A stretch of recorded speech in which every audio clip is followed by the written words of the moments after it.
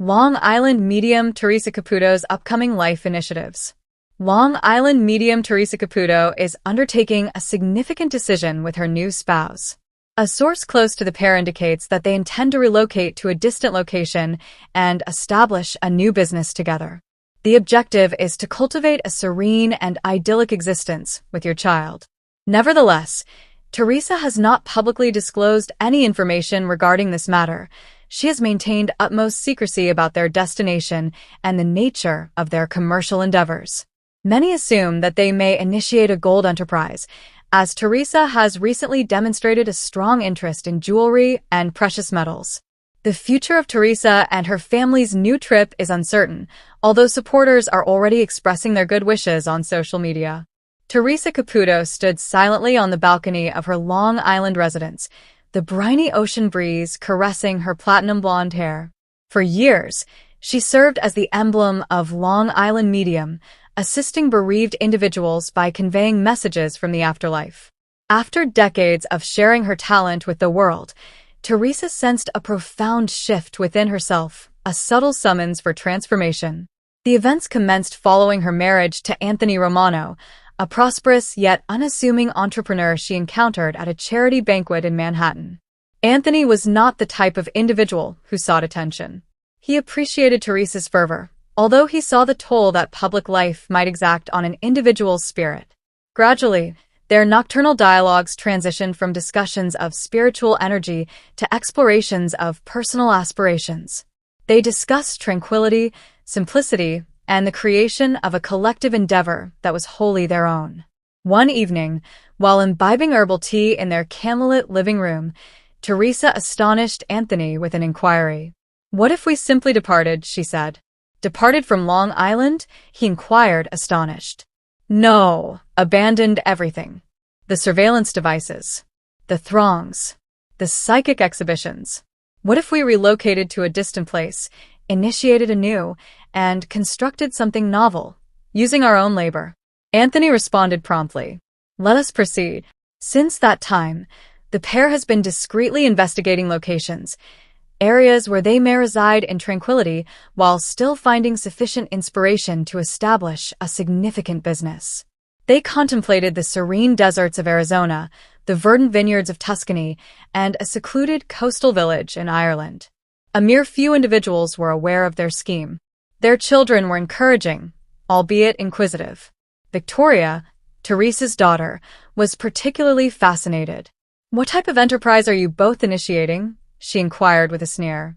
Teresa merely smiled and winked. "You will observe." However, rumors were circulating. A confidant divulged that Teresa had developed an unexpected fascination for diamonds and precious metals. Enthusiasts quickly made the connections. Was Teresa intending to launch a jewelry or gold enterprise? She frequently donned opulent, bespoke garments during her performances. Perhaps she is now prepared to create her own designs?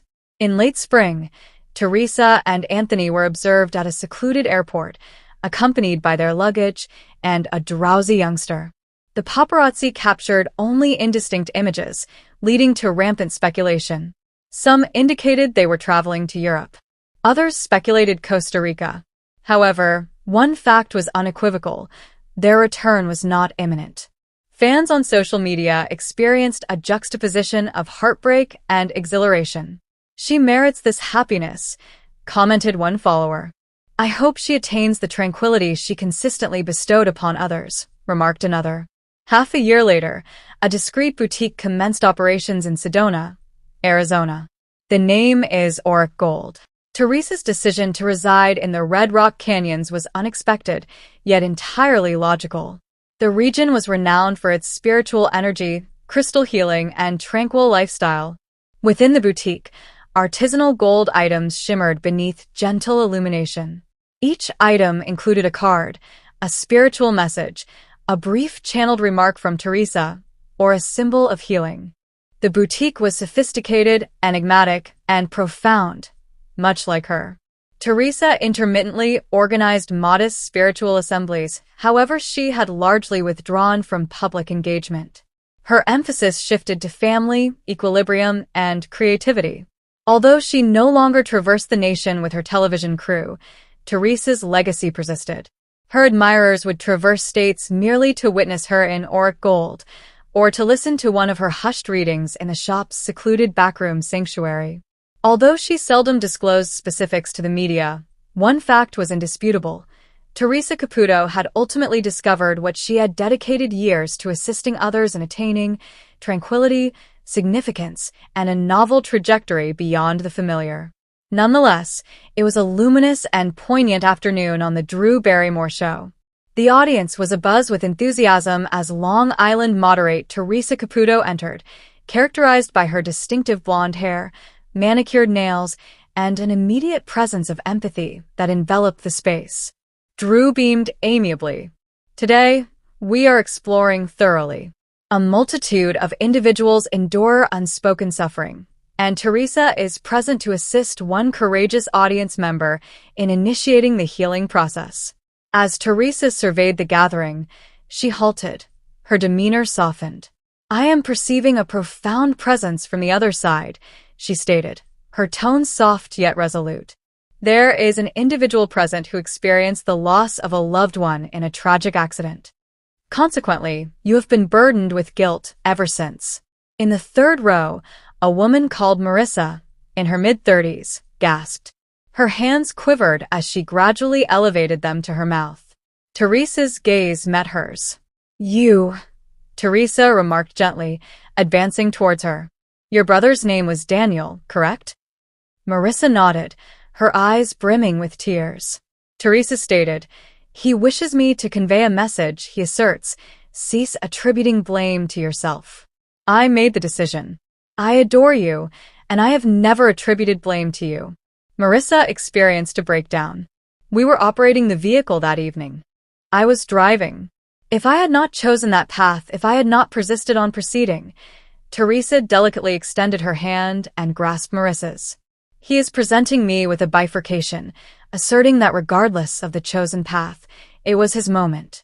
This was not your responsibility to bear. He asserts that you have suspended your life due to sorrow. He wants for you to embrace life completely for the sake of both individuals." The audience remained silent, with several dabbing away tears. Drew Barrymore participated, clearly affected. "Your actions here, Theresa, are profoundly impactful. A multitude of individuals endure suffering in quiet." Theresa acquiesced. "Spirit does not manifest to induce sorrow. Rather, it arrives to impart tranquility." Daniel accompanies her. "I observed him positioned behind her, maintaining his hand on her shoulder throughout. That constitutes love. That is everlasting." Marissa dried her tears, a faint grin emerging within her sorrow. "After years, I finally feel a sense of relief." The audience burst into gentle applause. Drew gazed into the camera. "This is the manifestation of healing. Thank you, Theresa." To all observers, if you bear guilt, understand that love is eternal. Occasionally, relinquishing control is the most effective means of maintaining attachment. The program concluded, although within that studio, a transformation had occurred. A wound had been recognized. A heart commenced the healing process. Nevertheless, on a brisk October afternoon, Long Island medium Theresa Caputo entered the serene backyard of the Alvarez family in Huntington, New York. The golden leaves swayed softly in the wind, and the aroma of newly mown grass permeated the atmosphere. However, an other presence was evident, something invisible, yet profoundly sensed. Theresa received an invitation from Marisol Alvarez, a young woman mourning the abrupt demise of her golden retriever, Benny, who had died about 3 weeks prior. Benny transcended the role of a mere pet. He served as a therapy dog, an unwavering companion following the death of Marisol's father, and her source of solace throughout her most challenging times. She was unable to progress. Each part of the house appeared vacant, and every stillness resonated excessively. Upon Theresa's arrival, Marisol gazed at her with a blend of hope and sorrow. "I am uncertain if this is feasible," Marisol stated, her voice trembling. "I require confirmation regarding Benny's well-being, regardless of his location." Theresa delicately rested her hand on Marisol's shoulder. "Darling, The affection we possess for our animals persists beyond their departure from this realm. It merely transforms its state. They convened in the backyard, a location where Benny had devoted innumerable afternoons pursuing squirrels and basking in the sun. Teresa shut her eyes, attuning to the invisible. After a little interval, she remarked, "I continually observe a dog. He is running in circles. He is brimming with energy. Radiant golden fur and luminous eyes. He is presenting a crimson chew toy to me. Did Benny possess one?" Marissa inhaled sharply, tears welling immediately. That was his preferred choice. He would not retire for the night without it. Teresa beamed. He is presenting that toy to confirm his identity to you. Furthermore, he wishes to convey that he is not solitary. Unexpectedly, Teresa's tone altered. Her body twitched slightly as she proceeded to depict other dogs, diverse types, colors, and sizes, galloping freely in a verdant meadow. She depicted a beagle with an absent ear, a German shepherd with a limp, and a diminutive pug with respiratory complications. They all appeared exuberant, robust, and unencumbered. "I have been informed that this is the spirit pack," Teresa stated. "Every dog that was profoundly cherished becomes a part of it. They remain close to their people, particularly during moments of sadness. Occasionally, they emit signals, such as barking in the absence of a dog or the sensation of a warm weight at your feet during the night." Marisol acquiesced, with a deliberate nod. "At times, I am convinced I hear the sound of his tags jingling, or perceive the bed shifting." "That is Benny," Teresa murmured. "He did not depart. He has simply transformed." Teresa abruptly halted, her eyes widened. "He is also presenting a blue blanket to me. Have you retained it?" Marisol rose, inundated. "The scent of him lingers. I place it adjacent to my pillow." Teresa acquiesced. "He is aware. He expresses gratitude. He asserts that you provided him with his most fulfilling existence. He desires for you to cease feeling remorseful for your inability to rescue him. He asserts that it was not your fault." The two women wept in unison, the barrier between realms more tenuous than ever. Prior to her departure, Teresa knelt and murmured something into the atmosphere. "Well done, Benny." Commencing from that day, Marisol initiated her healing process. She contributed to local shelters in Benny's honor and commenced volunteering with therapy animals, motivated by the spiritual teachings of the Spirit Pack. Occasionally, in her fantasies, she envisioned him, sprinting, tail oscillating, in a luminous expanse. What about Teresa? She discreetly initiated a novel service, channeling canine spirits. On that day in Marisol's backyard, she recognized that some of the most innocent souls we lose do not possess bipedal locomotion. However, their affection endures, steadfast until the conclusion, and thereafter. On a brisk February evening, the city of Elmira, New York, thrummed with anticipation. Posters decorated lampposts and shop windows. Theresa Caputo, the Long Island medium, lived at the Clemens Center. The ancient hall was at full capacity, its red velvet chairs prepared to accommodate hundreds of those seeking closure, healing, and communications from the afterlife. Within her dressing room, Theresa Caputo refined her characteristic blonde bouffant while sipping soothing tea. She inhaled deeply and murmured a soft prayer. For years, she had linked numerous individuals with their departed loved ones, yet each occurrence still elicited a sense of nervous anticipation. This evening felt distinct, more intense, as if the spirits possessed a more profound narrative to convey. As the stage lights faded and a soft piano tune commenced, Teresa emerged to resounding cheers. Adorned in a shimmering black gown with gold embellishments, she grinned and addressed the audience in her recognizable Long Island accent. "Greetings, I am Theresa Caputo, and indeed, I communicate with the deceased," she said, eliciting a warm chuckle from the audience. She halted briefly, shut her eyes, and attuned her ears. "I am perceiving a potent energy emanating from this area of the room," she remarked, gesturing towards a grouping of chairs adjacent to the balcony. "A young man is observed in military attire. He is displaying dog tags to me. He states that his name is Eric." A woman inhaled sharply and grasped her chest. "That is my son," she murmured gently, tears cascading down her cheeks. Teresa advanced toward her gradually. "He claims he completed his service. However, he wishes to convey that he has always remained by your side. He reveals an image of you clutching his jacket at night, softly uttering his name." The mother acquiesced, quaking. "I affirm. Each evening. I believed that no one was aware." "He is aware," Teresa murmured softly. "He expresses gratitude for ensuring his memory endures." As the night progressed, each message elicited both tears and laughs.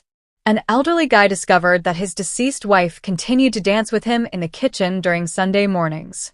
A teenage girl realized that her deceased best friend, who died in a vehicle accident, had influenced her college selection. Another woman attained solace upon learning that her father had forgiven her for failing to reach his hospital bedside in time. However, towards the conclusion of the performance, an unexpected occurrence transpired. Teresa remained motionless, her eyes widened. "A spirit resides here, claiming she formerly performed at this theater. Her name is Eliza, beginning of the 20th century. A vocalist.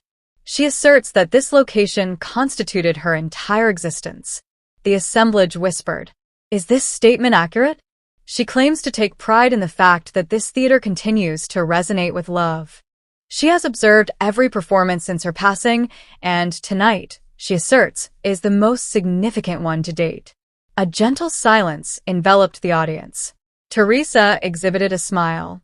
"Even unfamiliar spirits encourage us to live audaciously, love profoundly, and remain cognizant of the thin veil."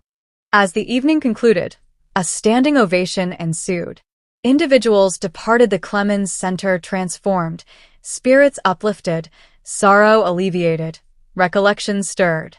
In the backstage area, Teresa sat silently with her hands resting on her lap, experiencing tranquility following the spiritual turmoil. A solitary snowflake descended and settled on the windowpane of the Clemens Center. "Greetings, esteemed viewers. Welcome to my channel. I am Mina. I hope your day is going well. If you like the video, please remember to subscribe to the channel.